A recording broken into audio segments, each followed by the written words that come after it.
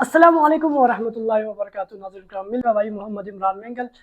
کافی دنوں کے بعد آپ آج پھر مل رہے ہیں۔ رمضان ٹرانسمیشن شروع کر چکے ہیں۔ کچھ دنوں سے کچھ طبیعت بھی ناساز تھی، جس کی وجہ سے حاضری نہیں دے سکے۔ آج ایک بار پھر ہمارے ساتھ موجود ہیں ہمارے رمضان ٹرانسمیشن میں، جنہوں نے اس رمضان ٹرانسمیشن کا نام رکھا ہے اللہ نبی کے روزے داروں، اللہ نبی کے پیاروں۔ ہمارے ساتھ موجود ہیں میرے استاد اور میرے مربی محسن، اور سوشل میڈیا کے ایک عظیم رہنما، اور سوشل میڈیا پر جو لوگوں کی رہنمائی کرتے رہتے ہیں، بنوریہ میڈیا ہو یا بہت سارے دیگر پلیٹ فارمز ہیں جہاں سے وہ سوشل میڈیا کے ذریعے سے لوگوں کی رہنمائی کرتے ہیں۔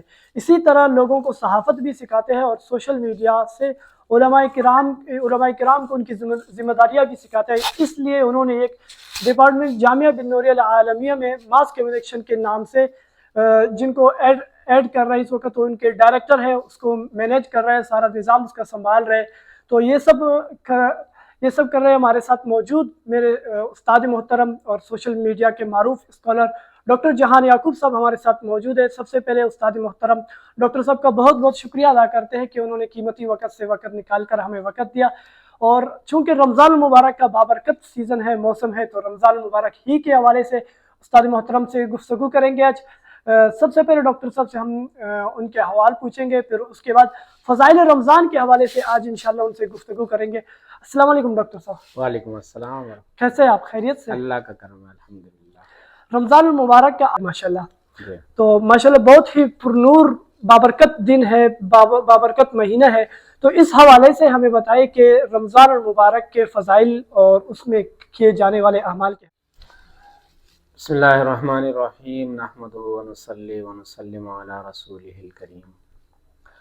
اللہ رب العزت کا اس بات پہ ہمیں بہت زیادہ شکر ادا کرنا چاہیے کہ اس نے ہمیں ایک مرتبہ پھر رمضان عطا فرمایا، ورنہ کتنے ہی ایسے لوگ تھے جو پچھلے سال موجود تھے، آج وہ ہمارے درمیان موجود نہیں ہے۔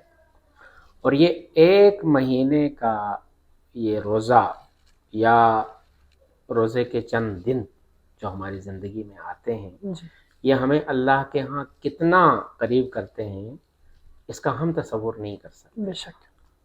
ایک حدیث میں آتا ہے کہ دو صحابہ تھے، دونوں ایک ساتھ مسلمان ہوئے، کلمہ پڑھا، اور پھر عبادات میں بھی ساتھ ساتھ ہوتے تھے، نوافل کا اہتمام، تلاوت، پھر جہاد، سارے معاملات ہوتے تھے۔ اس کے بعد پھر ان میں سے ایک صاحب جہاد میں شہید ہو گئے، دوسرے صاحب کو اللہ نے مزید زندگی دی، اور وہ 1 سال کے بعد اپنی طبی موت انتقال کر گئے۔ ان کے کسی چاہنے والے صحابی نے خواب میں دیکھا کہ لوگوں کا ایک ہجوم ہے، جنت کے دروازے پہ وہ لوگ کھڑے ہیں، سبحان اللہ، اور جنت میں جانے کے لیے اپنی باری کا انتظار کر رہے ہیں۔ اللہ اکبر۔ ان کی نظر پڑتی ہے کہ وہ شہید، وہ بھی اس لائن میں کھڑا ہے، اور جو 1 سال کے بعد انتقال کر گیا تھا وہ صحابی بھی اس لائن میں کھڑا ہے۔ اتنے میں اندر سے داروغہ آتا ہے، اور یہ صاحب جو 1 سال بعد انتقال کر گئے تھے ان کو جنت میں لے جاتا ہے، پہلے لے کر جبکہ وہ شہید جو ہیں انتظار میں کھڑے ہیں، اور کافی دیر کے بعد جا کے ان کی باری آتی ہے۔ اللہ، صحابی کو یہ بات سمجھ میں نہیں آئی، کیونکہ شہید کا مقام، اس کا مرتبہ، اس کی فضیلت، اس کا تو یہ تقاضا ہے کہ سب سے پہلے تو ان کو جنت میں جانا چاہیے تھا۔ یہ 1 سال کے بعد، اور وہ بھی اپنی فزیکل ڈیتھ ہے ان کی۔ نبی کریم صلی اللہ علیہ وسلم سے انہوں نے جب پوچھا تو آپ نے فرمایا کہ تم نہیں دیکھتے یہ نمازوں میں ان سے 1 سال آگے نہیں بڑھ گئے، اللہ اکبر، ان کو 1 سال کا رمضان نصیب نہیں ہوا، انہوں نے فلاں فلاں خیر کے کام ان سے زیادہ انجام نہیں دیے۔ بے شک۔ تو یہ 1 سال کا رمضان ہمیں اللہ کے ہاں کتنا آگے لے کے جاتا ہے، کتنا قریب کرتا ہے، ہم اس کا تصور نہیں کر سکتے۔ ایک ایک لمحہ قیمتی، بالکل، ایک ایک لمحہ قیمتی، اللہ اکبر، لیکن قیمتی ان کے لیے ہے جو قدر جانتے ہیں۔ قدر جاننا۔ انتہائی افسوس ہوتا ہے کہ وقت کے گزرنے کے ساتھ ساتھ ہم مسلمان رمضان کے حوالے سے انتہائی درجے کی غفلت کا شکار ہو رہے ہیں۔ اللہ اکبر۔ آپ 10 سال پیچھے چلے جائیں تو 10 سال پیچھے ہمیں رمضان میں جو ایک لوگوں میں جوش و ولولہ نظر آتا تھا، یا گھروں میں چھوٹے چھوٹے بچوں کا روزہ رکھنے کے حوالے سے جو اصرار نظر آ رہا ہوتا تھا، اور پھر افطاری سے تقریباً آدھا گھنٹہ 20 منٹ پہلے جس طرح سے ایک دسترخوان لگتا تھا صحن میں یا کسی بڑے کمرے میں، اور وہاں پہ دادا دادی امی ابا سے لے کر سب سے چھوٹے بچے تک وہ سارے کے سارے وہاں اجتماعی شکل میں بیٹھے ہوتے تھے، اور اس کے بعد پھر دعا کی جاتی تھی، وہ روحانیت اب نظر نہیں آ رہی۔ اللہ اکبر۔ بچے اس بات پہ ماؤں کے ساتھ لڑتے تھے کہ ہمیں سحری پہ کیوں نہیں اٹھائے، بالکل، اور بچے ضد کیا کرتے تھے، ماں کہتی تھی نہیں تم اسکول جا رہے ہو، تم گرمی بھی ہے، تم روزہ رکھو گے تو پریشان ہو جاؤ گے، وہ ضد کر کے روزہ رکھتے تھے۔ یہ تو 10 سال پہلے کی میں بات بتا رہا ہوں، آپ 20-30 سال پیچھے چلے جائیں، جو ہمارا بچپن کا دور تھا وہ تو ایک عجیب سی فضا ہوتی تھی، اور رمضان کے مہینے میں ایسے لگتا تھا، یعنی آپ تلاش کرتے کہیں آپ کو کوئی ہوٹل یا کوئی بھی ایسی دکان کہ جہاں پہ کوئی کھانے پینے کی چیزیں ملتی ہوں، وہ بالکل نہیں ملتی۔ اللہ اکبر۔ یعنی کراچی میں یہ بات مشہور تھی کہ روزہ خور کینٹ اسٹیشن جایا کرتے تھے روزہ کھانے کے لیے، کینٹ اسٹیشن یہاں سے، کیونکہ وہاں مسافر ہوتے ہیں اور مسافروں کے لیے روزہ معاف ہے، معاف ہے۔ تو اس لیے روزے خور چاہے وہ کہیں بھی ہوتے تھے کراچی میں، تو وہ یہاں سے کینٹ اسٹیشن جا کے وہاں سے کھا کے آیا کرتے تھے، اور اب دیکھیں کیا حالت ہو گئی۔ تو ہم قدر نہیں کر رہے، بالکل، اور اللہ تعالیٰ کی نعمتوں کی جب ہم قدر نہیں کریں گے تو اس کی نعمتیں ہم سے چھن جائیں گی۔ بالکل، ہمارے اندر سے دینی جذبہ دن بدن نکل رہا ہے، ختم ہوتا جا رہا ہے۔ اللہ، یعنی پی ایس ایل کے حوالے سے جو جوش و جذبہ ہمارے نوجوانوں میں نظر آتا ہے، کیا رمضان کے حوالے سے نظر آتا ہے؟ بالکل بھی نہیں۔ کیا تراویح کا ویسا ہی اہتمام ہو رہا ہے جیسا پی ایس ایل کے میچز کو دیکھنے کا اہتمام ہو رہا ہے؟ بالکل بھی نہیں۔ اس کے لیے راتوں کو جاگنا آسان ہے، لیکن اللہ کی رضا کے لیے بھی کوئی جاگتا ہے؟ بالکل بھی نہیں۔ اس شہر میں اگر ہم تہجد پڑھنے والے نوجوانوں کا ریشو نکالیں تو کیا آپ سمجھتے ہیں کہ 100 میں سے 25 بھی ہوں گے؟ بمشکل۔ حالانکہ صحابہ کرام رضوان اللہ علیہم اجمعین کے زمانے میں ایک صحابیہ بیان کرتی ہیں، وہ کہتی ہیں کہ ہم چھوٹے دودھ پیتے جو بچے ہوتے تھے نا، ان کو بھی روزہ رکھواتے تھے، اللہ، اور جب وہ رونے لگ جاتے تھے بھوک اور پیاس کی وجہ سے، تو ہم دھاگے کے کی جو گیندیں ہوتی ہیں بال ٹائپ دھاگے کی بناتے تھے، آج کل تو تیار مل جاتی ہیں، روئی کی بناتے تھے، اس طرح کے گولے بنا کر ہم ان بچوں کو بہلایا کرتے تھے۔ اللہ اکبر۔ بچے، چھوٹے بچے دودھ پینے والے، چھوٹے دودھ پیتے بچے۔ اللہ اکبر۔ تو اگر ہم قدر نہیں کریں گے، اللہ کا کچھ نہیں جائے گا، نقصان ہمارا ہوگا۔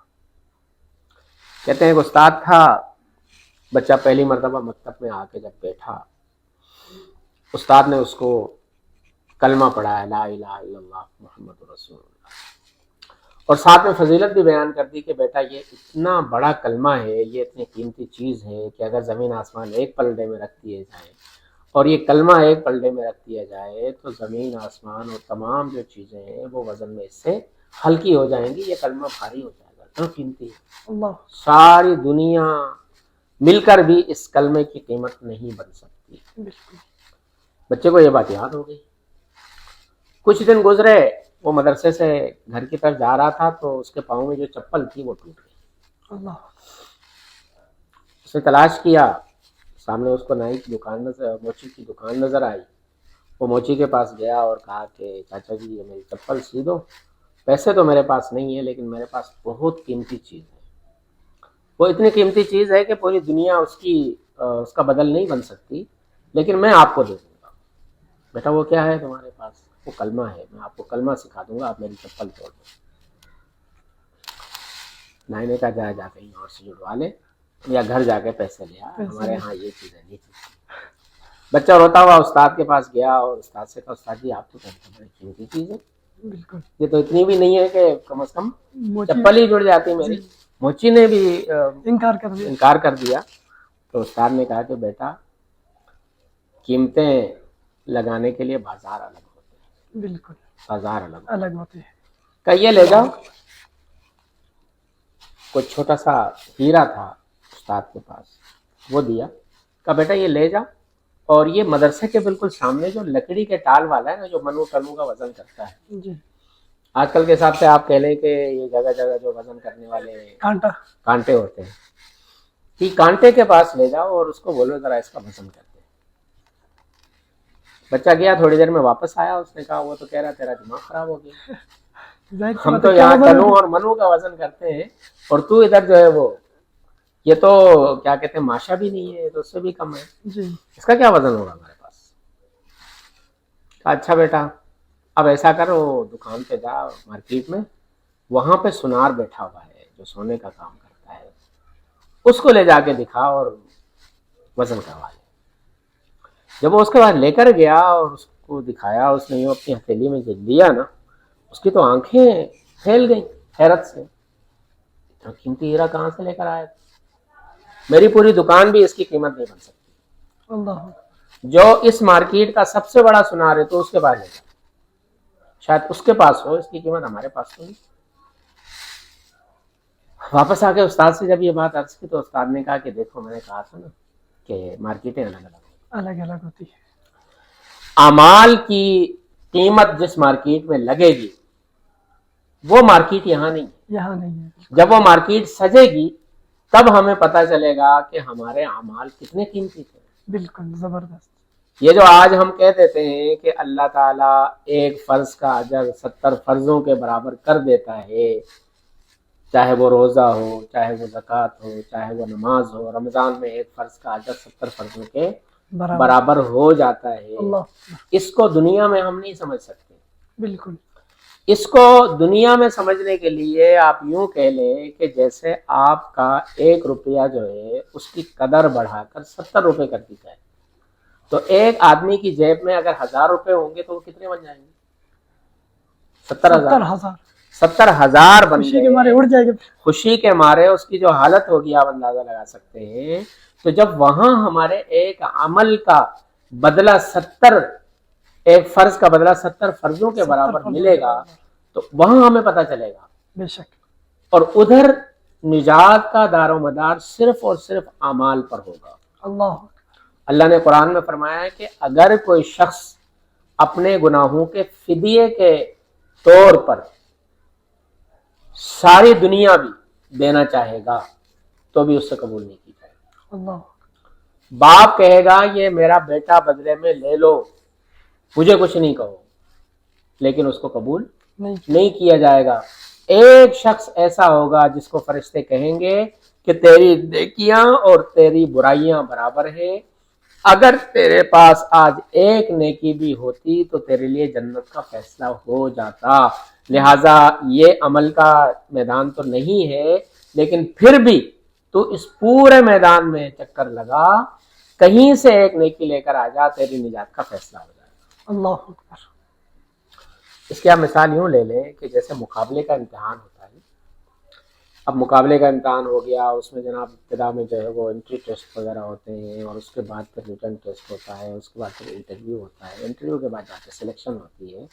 اب اس میں ایک کینڈیڈیٹ کو یہ کہہ دیا جائے کہ تمہارے صرف 5 نمبر کم ہیں، اگر یہ 5 نمبر تمہارے پورے ہوتے تو تم ڈپٹی کمشنر لگ سکتے تھے، تم اسسٹنٹ کمشنر لگ سکتے تھے، تم جو ہے وہ فلاں گریڈ میں آ سکتے تھے. تو آپ اس سے جا کے پوچھیے گا کہ ان 5 نمبروں کی کیا قدر ہوگی اس کے سامنے. بالکل. تو وہاں جب نجات کے فیصلے ایک ایک نیکی پر ہو رہے ہوں گے اور فرشتے اس کو کہہ دیں گے کہ اس ایک نیکی پر تیرا سارا دار و مدار ہے، تو وہ پورے میدان حشر کا چکر لگائے گا ایک نیکی کے لیے، صرف ایک نیکی کے لیے. اور آپ اندازہ لگائیں کہ یہ کتنا بڑا میدان ہوگا جس میں حضرت آدم علیہ السلام سے لے کر آخری انسان تک، قیامت کے وقت جو آخری انسان ہوگا وہ سارے کے سارے لوگ وہاں موجود ہوں گے. اللہ کتنا بڑا میدان ہوگا، اندازہ ہی نہیں لگایا جا سکتا، تصور ہی نہیں کیا جا سکتا. اللہ تعالیٰ اس زمین کو پتہ نہیں کتنی زمینیں بنا دیں گے، اتنا پھیلا دیں گے اس کو، اور یہ میدان لگے گا. اور پھر نوعیت کیا ہوگی، کوئی ایسے نہیں لگے ہوئے ہوں گے، کوئی ٹھنڈا موسم نہیں ہوگا، اللہ سورج سر کے اوپر ہوگا، اللہ سوا نیزے پر ہوگا، اللہ اور لوگ اپنے پسینوں میں ڈوبے ہوئے ہوں گے. اللہ اللہ کے حبیب صلی اللہ علیہ وسلم نے فرمایا کہ بعض لوگ تو پورے ہی پسینے میں ڈوبے ہوئے ہوں گے، کچھ لوگوں کے سینے تک پسینہ ہوگا. کچھ کی ناف تک پسینہ ہوگا، کچھ کے گھٹنوں تک پسینہ ہوگا. اپنے اپنے اعمال کے اعتبار سے لوگ پسینے میں ڈوبے ہوئے ہوں گے. اللہ گرمی اس قدر ہو، پسینہ اتنا زیادہ آ رہا ہو، اور پھر جسم پر لباس کا ایک ٹکڑا بھی نہ ہو، ایسے عالم میں ایک نیکی کی تلاش میں وہ شخص پورے میدان محشر کا چکر لگائے گا، اللہ اکبر اللہ. ایک ایک کے پاس جا کے مانگے گا، کہیں سے بھی اس کو نیکی نہیں ملے گی.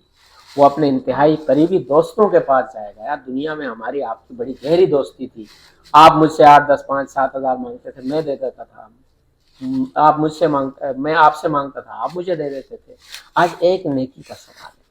وہ کہیں گے ہمیں خود ہمارا نہیں پتا کہ ہماری پوری ہے کہ نہیں. اللہ اکبر. ہر ایک کو اپنی لگی ہوگی اس وقت. ہر ایک کو اپنی لگی ہوئی ہوگی. یوم یفر المرء من اخیہ، بندہ اپنے بھائی سے بھاگ رہا ہوگا، وہ امی ماں سے بھی بھاگ رہا ہوگا، وہ ابھی باپ سے بھاگ رہا ہوگا. اللہ اکبر. دوسری جگہ پر وفصیلتہ التی تؤوی، وہ خاتون اور وہ بیوی جس کے ہاں سکون حاصل کیا کرتا ہے، اس سے بھی بھاگ رہا ہوگا. اللہ اکبر. بیوی بچے ماں باپ سب سے بھاگے گا. ڈر کیا ہوگا؟ کہیں نیکی نہ نیکی نہ مانگے. نیکی نہ مانگے. اللہ اکبر. لکل امرئ منہم یومئذ شأن یغنی، ہر بندہ پریشان، سب سے لا تعلق. امی عائشہ صدیقہ رضی اللہ تعالیٰ عنہ نے ایک بار نبی کریم صلی اللہ علیہ وسلم سے پوچھا، یا رسول اللہ صلی اللہ علیہ وسلم، اس محشر کے میدان میں ہم میں سے کسی کے جسم پر لباس نہیں ہوگا تو کیا پھر ہم ایک دوسرے کو دیکھیں گے؟ کیسا عجیب منظر ہوگا. اللہ کے حبیب صلی اللہ علیہ وسلم نے فرمایا کہ وہاں کسی کو کسی کی خبر ہی نہیں ہوگی. اللہ ہر بندہ اپنی پریشانی میں گھرا ہوا ہوگا، اس کو پتہ ہی نہیں میرے برابر والا کون ہے. اللہ. وہاں سے ایک نیکی کی قدر مانی. آج جو یہاں لوٹ سے لگ گئی ہے اور ایک فرض کے 70 مل رہے ہیں، وہاں جب کہا جائے گا کہ تیرے پاس ایک فرض کم ہے، وہ ایک لے آ، تو پھر ہم پچھتا رہے ہوں گے کہ کاش دنیا میں میں نے فرض ادا کیا ہوتا، آج اس کے بدلے مجھے 70 ملتا. اللہ. ویسے ڈاکٹر صاحب ایک پوائنٹ کی بات ہے، امی عائشہ صدیقہ رضی اللہ تعالیٰ عنہ اس سخت دن میں بھی حیا کی پردے کی خیال رکھتے ہوئے آپ سے ایسے سوال کر رہے ہیں. اللہ اکبر.